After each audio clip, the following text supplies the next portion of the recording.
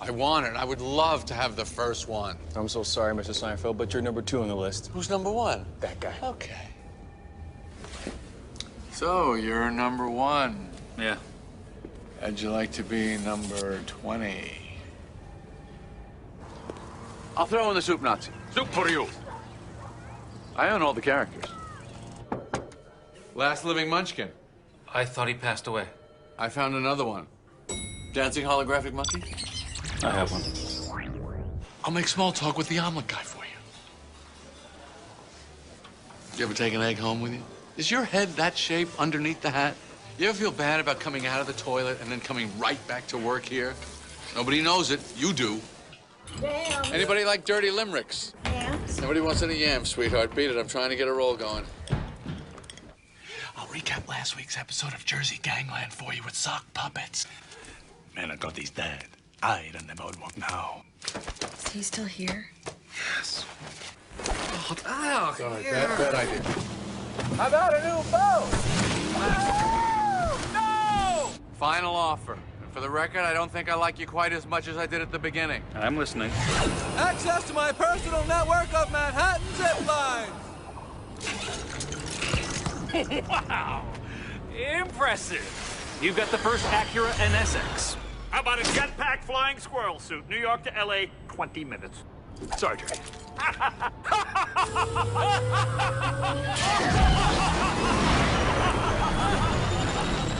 I know. All of this for a car. Ha ha ha ha ha! God damn, I miss Seinfeld. The Acura NSX. It's coming. Holy shit.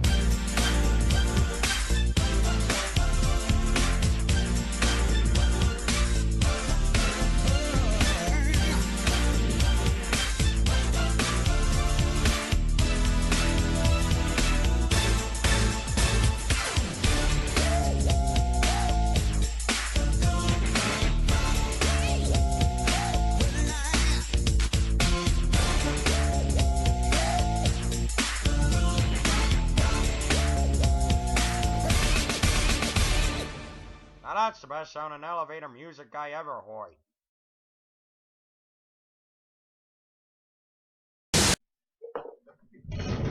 Hey kids, Sega's not doing so hot! Yeah, what else is new? Well, they just laid off 300 of their mobile division employees, and you know what that means, right? Time for Alex Harishnikov of Gravity Falls fame to take over an iconic video game franchise. No! It's Sonic Boom time! Okay. So I'm kinda late to the whole Bill Friedberger referencing decades-old media and Sonic Boom bandwagon, but I guess I could squeeze in a few while I laughs at the show's expense. And with Hedgehog Day being a spoof of a 90s Bill Murray comedy, the fruit was ripe for the taking, so let's do this bitch! Ladies and gentlemen, mob, time to riot loose with our fandom arson of Sonic Boom Episode 20, Hedgehog Day. Belts up, gang. We're about to land.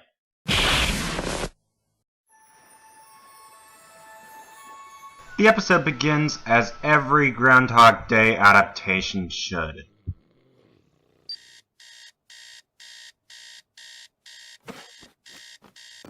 Yeah, no Sonny and Cher due to copyright problems, but at least you get a balanced breakfast. Today's the day we're finally going to defeat Sonic with your new weapon, so I thought I'd make you a special breakfast. You thought? You don't think. You're artificial intelligence. And even that's only half right. Cut to the Overtoy Egg Tank where Eggman's ready to take down Sonic with a brand new super weapon. And on movie night, no less. I guess that wasn't the men's room door.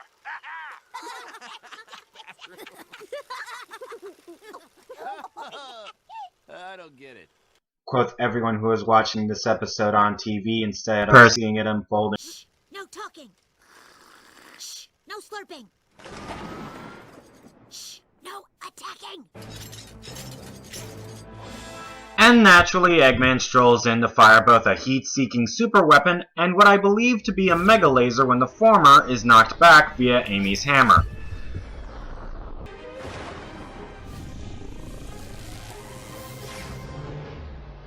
This begins the True Blue arc of Sonic Boom, where Sonic and friends appear on Earth as human beings. Not too easy. Not to mention too interesting. No, it just loops back to the morning. And after getting orange juice spilled onto his jammies, he charges into battle in his toyetic little egg tank.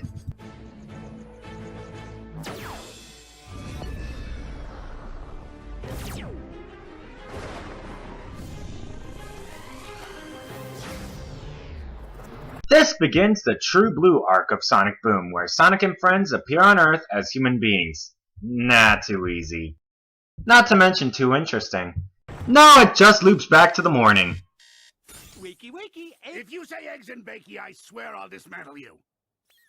Wow, that's harsh. Eggman deduces that the lightning bolt of the storm striking the collision of both his super weapons has caused time to fold in on itself, causing a time loop. And Eggman's solution for this? So, I just have to avoid going into battle. Piece of cake. This begins the True Blue arc of Sonic Boom, where Sonic and friends appear on Earth as human beings. Not too easy. Not to mention too interesting. No, it just loops back to the morning. Well, that didn't work. I don't want eggs and bakey. So Eggman goes to refine his tactics, making preparations for every outcome, including nerfing Tails' Soundwave projector with a mime movie of all things. Very nice use of mime, Egghead. Kinda wish I could use mimes like that. It seems all hope is lost, but then... This begins the True Blue arc of Sonic Boom, where Sonic and friends appear on Earth as human beings. Not too easy. Not to mention too interesting. No, it just loops back to the morning. Eggman can't figure it out on his own, thus he is left with the option of asking Sonic and Tails for help. How about you come to my lair and we do some math, maybe watch a movie? I hear there's a cool twist ending. I wouldn't know. I can't believe it. What? What is it? Comedy Chim's partner was a ghost. Yeah, who could have seen that coming? They come up with a solution to contain the anomaly in a hyperdense shield, with only Knuckles being strong enough to carry it. Oh, my neck itches. Seriously? Ow, my back. Ow! Oops, sorry. I better take this. Hello? I shouldn't have to go back to the opening scene of Tails' Crush to showcase how much Sega's nerfed Knux over the years, because what you just saw was proof enough. And now Knux is being stubborn. Why exactly? I have a dentist appointment tomorrow. He's gonna pull my tooth. Let me try reasoning with them. Ow! Hey, problem solved. What am I supposed to do again? Totally useless. And so the episode ends with the problem left unsolved. Oh cool, an explanation for negative continuity shows. I wanted to capture this beautiful moment for posterity. Conclusion.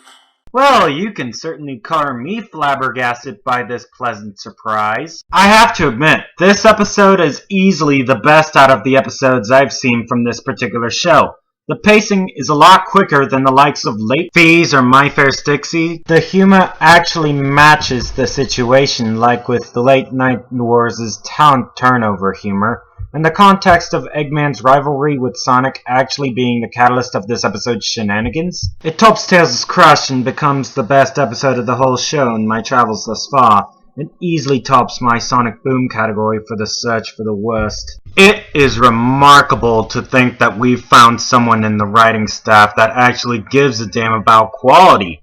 In a world where blind idiots are walking into the movie theater to watch Zack Snyder adapt Dark Knight's Returns for his master Frank Miller, The fact that we found a new talent in one Joel Selner, that is definitely the way to impress me in my books. And on top of that, the episode even topped BDFF Best dino friends forever. in the overall search in this season. And for that she must be applauded, and the praise must be tighter than a Nindy sequel and sweeter than a cinnamon roll.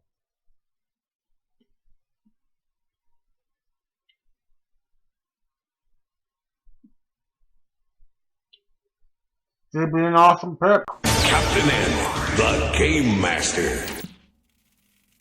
I'm at Comic-Con! Flash.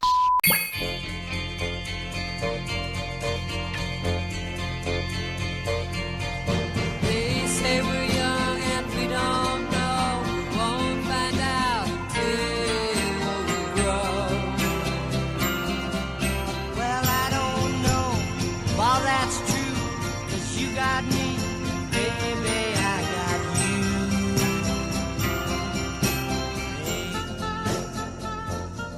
I got you, babe. I got you, babe. You really should eat healthier. It doesn't matter. None of this matters. Tomorrow will just be a do-over anyway. Yeah, that's pretty much the problem with these negative continuity shows. Speaking of do-overs,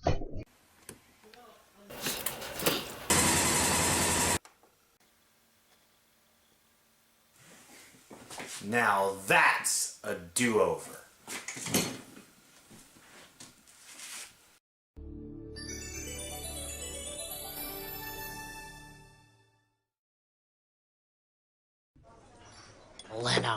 All right. Can we talk about something else?